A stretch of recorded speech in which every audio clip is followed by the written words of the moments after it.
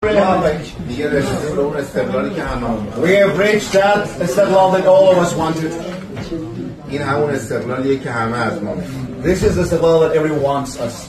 شما در یک وضعیتی هستین که بسیار دل هوادارا رو خوشحال کرد. Now you are in a condition that every single fan likes.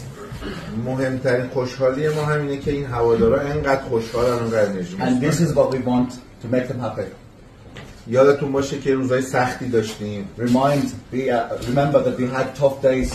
اما هممون در کنار همدیگه we were united and we helped each other.